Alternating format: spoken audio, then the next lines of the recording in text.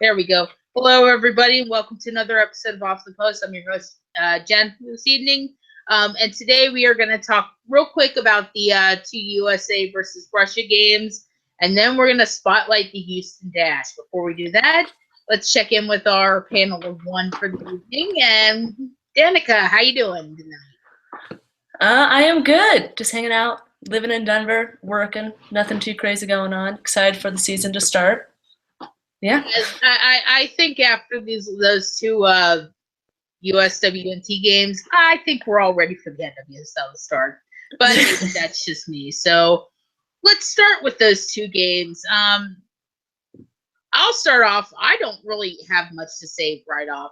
Danica, is there anything you want to add? Everything was as expected.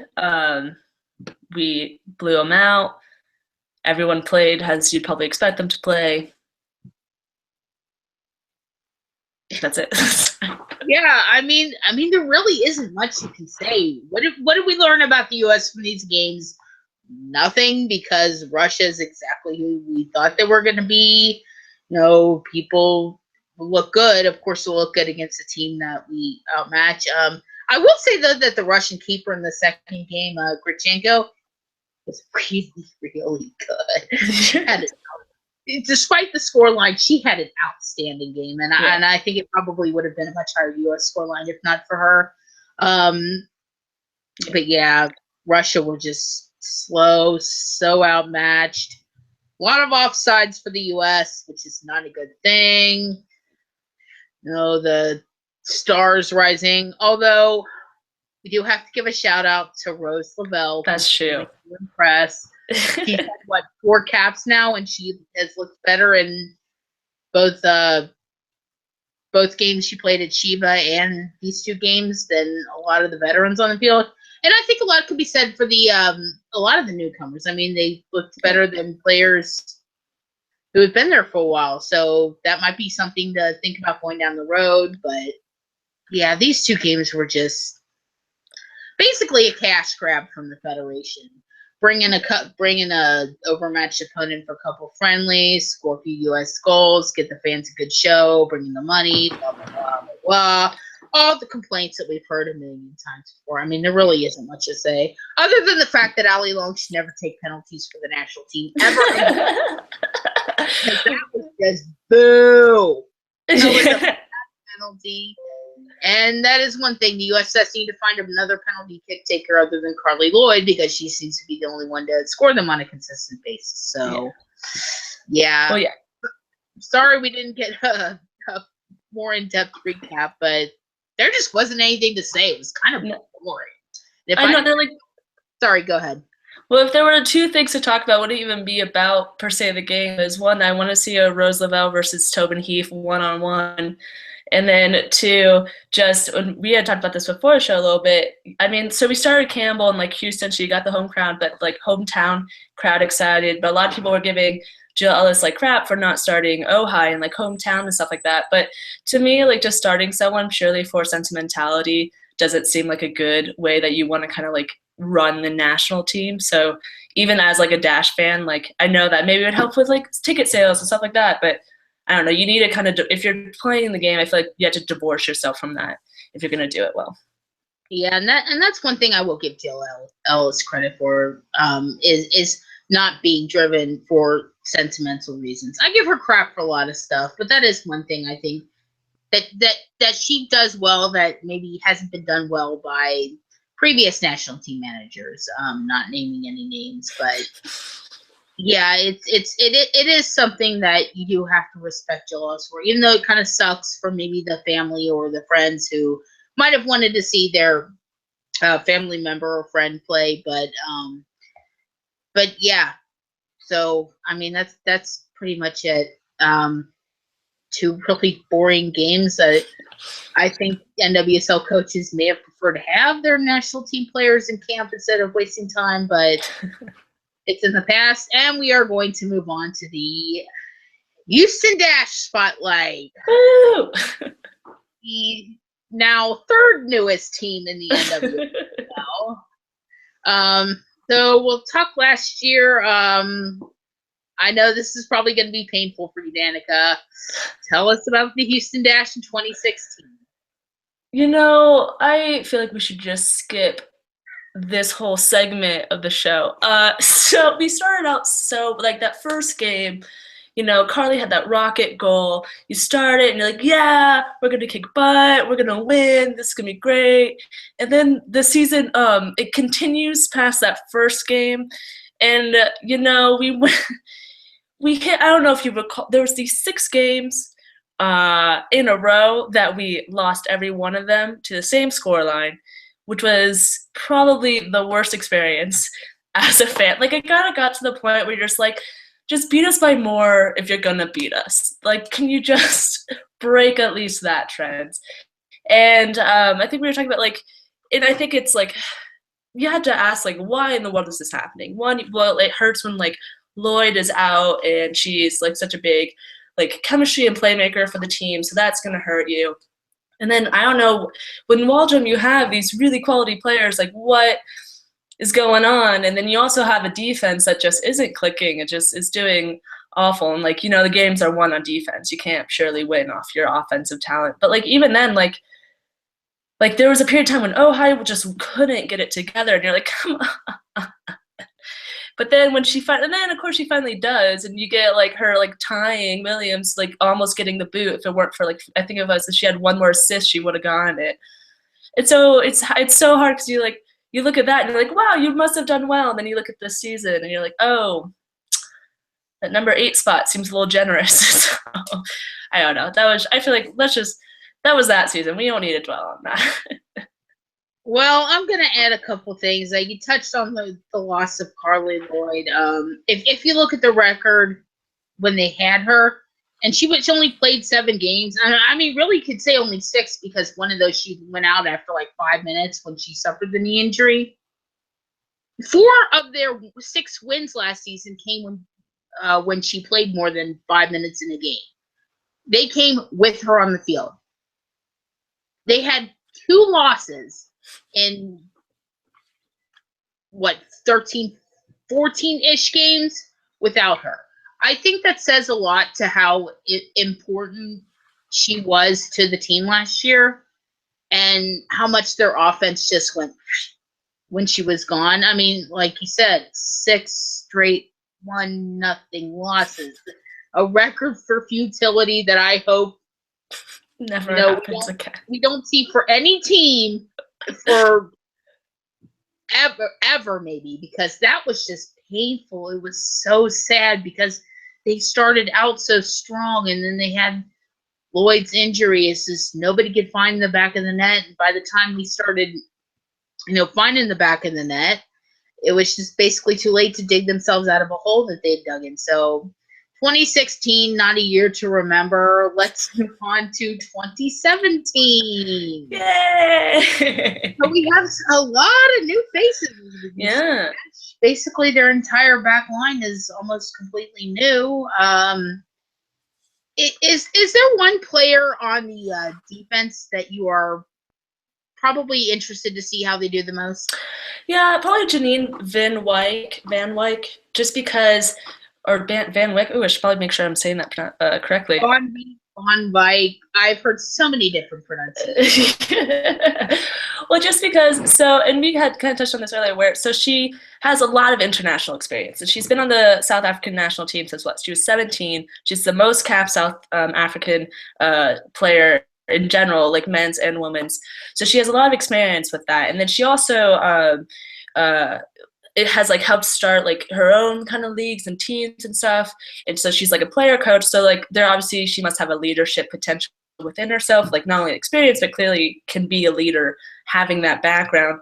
But then she hasn't had a lot of club level experience, which is also kind of like weird to kind of wrap your head around in these current, like when I'm so used to like the US team where it's like, but you're on the national team and you don't have club experience. Well, I guess it depends where you come from. But so it'll just be really interesting with what you're saying, where you have this like a back line that's entirely new, who's really or half new at least, who's really going to take over the leadership. I feel like she has the potential to do that. And so whether she does or not, I think she could potentially be like the break it, make it of our back line is how I'm kind of viewing it.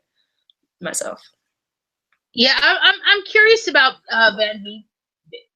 Janine, we're just gonna call her South African Janine because I've heard so many different pronunciations of that last name, and I'm so afraid I've just horribly butchered it. So we'll call her South African Janine. For me, it's actually going to be Bruna. Because when I watched the Dash Thorns game, that spring invitational, she and Mallory Weber were just having an epic battle. I mean, every time Weber would go forward, she'd basically be up against Bruna. It was like, I don't think either one really got an edge. I think Bruna was hanging with her very well. So I'll be interested to see if she can do that over the season against some of the other fast forwards in the league. Although I do think if she and Janine can find a good chemistry as a center back pairing, it could work. There are still some question marks, but that is probably the one thing on the back line I'm most interested in is those two coming in as new players and seeing if they can make it work. Let's go up to the forward line. A couple of changes. Chioma Ubagagu got sent off to Orlando. I think that might have been the only departure. They brought in Sarah Hagan off waivers from Orlando. What's your thought on that move? At first, I was kind of confused by it just because we do have such a deep and strong forwards. But then I think it kind of has to do with, and I was reading what Waldrum had to say on it, and he was saying he's been actually eyeing her for a long time, and she doesn't have that speed compared to every one of our other forwards. But he was saying that she has a role where she can play with her back to the goal, and she can kind of hold up the play if it's or something like that. And so it'll be interesting to see if that actually ends up working out, and if we can actually start connecting it. Because then kind of if she can fill that role and kind of help when Carly Lloyd's not there, but help with distribution and stuff like that, it'll be interesting. But we'll see how it goes. All right. The lack of speed from Hagen is probably the biggest knock against her, especially since, as you said, the Dash do have a lot of really fast forwards. I mean, you got Rachel Bailey, Janine Becky. They also added in Nichelle Prince, who got a Federation status this year. So it'll be kind of interesting to see if Randy Waldron can make that work. Not terribly convinced. I mean, she didn't do much in Kansas City or Orlando, so this might be a bit of a last chance saloon for her. So we'll see how that goes. Let's talk about the elephant in the room. Let's talk about Carly Lloyd. Ended up signing with Manchester City for their spring series. She should be back mid-June. If the season starts off well for the Dash and the midfield does find a chemistry, if you're Randy Waldrum, do you put her back into the lineup and potentially mess with that chemistry? Or do you maybe work her in gradually? What do you do? I would think I would say you would want to put her in just because I think when you have a player of Carly Lloyd's status, you probably want to make sure she's happy. I feel like you'd probably want to keep play her, give her some minutes, and also just because she is such a draw, and so you want people to come out. For those reasons, I would put her in. But that's a hard thing because if you're clearly do you kind of slide your players who have been out there the whole time, who've been clearly if they have made a chemistry have been doing a good job, so maybe after the first game ease her in and see how it's doing. Because and you have to also see how she's performing because she hasn't if on the national level she hasn't been putting out to the same degree that she has in the past. And so I think Manchester in a sense is a good move for her because it's mixing it up and forcing her to adapt into a new environment. So you're gonna I feel improve naturally from that process.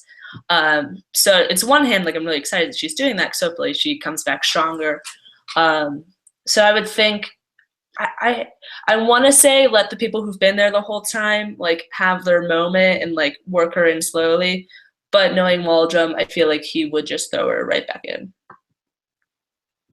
Yeah, might be some pressure maybe from outside forces to play her as soon as she is cleared to play. Whenever the paperwork comes back after her time in Manchester is done, so that's going to be one thing to watch. Let's talk about the other big issue. Rosters came out today. Bianca Henninger waived. Dash going with Lydia Williams and Jane Campbell. There was some talk from Randy Waldrum about possibly carrying 3 goalkeepers. I don't think a lot of people bought that because of the small size of the roster. Would you have kept Henninger and gone with 3 goalkeepers? Would you have maybe not taken Campbell in the draft? Would you have maybe shifted around Lydia Williams? What would you have done, Dan? So I am a big Henninger fan. Last time we did the spotlights, like that's who I like was like, she's gonna have a great season, and then like we got Williams. I'm like, oh, this might throw things off. But so if I wouldn't have gone Campbell. Like she obviously is a very quality player, but you have like I think Henninger was just such a quality keeper, and she like had been with the team for a long time. She provided that like veteran stuff like off the field that is really important to have, and I think a lot of the problems with the Dash half the time is not having that, and so she I think was just like such a key role in the team. So I wouldn't have gone Campbell. I would have let someone else get her and focus more on defensive and trying to work that play out instead of messing with the goalkeepers. Okay. All right. We heard Jill Ellis in one of her pregame press conferences before one of the 2 Russia games talking about Jane Campbell, saying she needs to get games in the NWSL. Do you think because we've heard stories of Federation meddling before, do you think the U.S. Federation might maybe put some pressure on them to start Jane Campbell over Lydia Williams? And if they do, will Randy Waldrum go for it? That's a tough question because I can see it going a couple of different ways. I feel like she is still like the number 3 slot, so if it gets to the point where like either Nair or Harris or like something's going on with them where like one of them's getting knocked out and she's like in a more solid 2 spot, without a doubt, I see them putting pressure at that point. So maybe I'm maybe being too optimistic and thinking that like as like where I view it as the number 3 spot, she's more like it's less likely. But then again, if they're looking to the future, I can very well see them like, no, like we need you to start now, and we need you to start doing this kind of situation. But it's so hard because like you have Williams is such a good keeper, and you have like the number 1 Australian keeper, and so I would hope that you would kind of look at it and said like who's performing, who's doing best in practice, who's performing, who you earn your spot kind of thing, whether he does it or not. I think it just depends like in whose good graces he's trying to be in at the moment, because he's also like if he has another like 6 lost games in a row and he's been starting Campbell, which she's a good goalkeeper. I don't know, it's also not always the goalkeeper's fault. You might mix it up and put Williams in that. So I think, but yeah, they'll probably, depending on circumstances, put some pressure on it. I don't know. It's too soon to say. My thoughts. All right. Looking at this roster, is there a player on there that jumps out as someone who needs to have a strong season, like a make or break season? If they don't have a good season, it could be time for them to move on. Is there one player that you think falls under that category? That's a tough question. I would say Claire Faulkner, if I said that right. She's one of our new defensive players, just because she like didn't do the draft. She went to play in Germany, but never actually got any minutes in Germany, and so came back, and now it's going to be kind of like her starting season. So to me, if I'm like in an NWSL, do you want to, if she didn't have any experience, like on the field experience, play time, for a whole year and she's not doing well now, I wouldn't want to put them like energy into her and keeping her around. So how she does, I think it might be more make or break for her. That's funny because I was going to say Steph Oaks because she's been that's a good one. That's actually another good one. Hasn't really had a standout performances that I think some people might have been expecting from her. Mm-hmm. And considering the amount of depth they have up top, I think this is probably going to be a season where she either needs to step up or the Dash might cut bait with her. So she was the one I was thinking of, but no, I see that. And then I think Henderson is also kind of in that role similar where, she like I think Oaks more so, but I think she's another player who probably needs to step it up a bit this season. All right. There are a few names we haven't touched on. Are there any players that are returning from last season that you think will probably maybe surprise some people and have strong seasons? That's a good question. Hopefully, I keep on thinking defensively, so I want like Recaro to have like a good season and like, because I think she's doing well, but like I think she has rooms to improve, and I think that she's probably prime, like ready to do that. So I'm really hoping for her to do well. I feel like I'm like a big Andressa fan. I think she's been doing well, but I think there's also she can go to another level that I think that this could be the year for her, like her to kind of step it up a bit. So those would probably be who I'm kind of looking to see if they like. Hopefully, they can do it. I'm just looking for Cupcake to stay on her feet during games. I love that nickname from the Dash, Cupcake. That's just it always makes me smile every time I see it. Definitely one of my favorite nicknames in the league. I'm hoping for a healthy season from Morgan Bryant. I think she because of all the injury issues she's had over the last year, I really want her to go into the season, stay healthy, and really produce what we would expect from a number 1 overall pick to produce. So she's a player I'm going to be keeping my eye on and knocking on wood she stays healthy for both Houston and for the Nationals. Yeah, that's true. All right. Randy Waldrum. On a scale of warm summer day to blazing supernova, how hot is it this year? I think we're closer to that supernova than we are to the summer hot day. Well, just like what you were, what I was mentioning earlier, where like you have a team with good players, and like any kind of team that has a 6-loss rut, like what is going, like you have to look at the coaching, you have to look at the front office. But like when you have such quality players and you're not performing, and like you haven't gotten into the championships, like what's going on? And I think he knows it too. Like, and you can hear like in interviews and all, he's comparing how like they've been how they've been preparing preseason has like in general been more together. They had a lot of like mishaps that were like silly last season that like they fixed this time around. They've apparently been like training harder this time around. So hopefully he like recognizes that and is trying to like actually like change it. But I don't know, like you need to get some results going for him.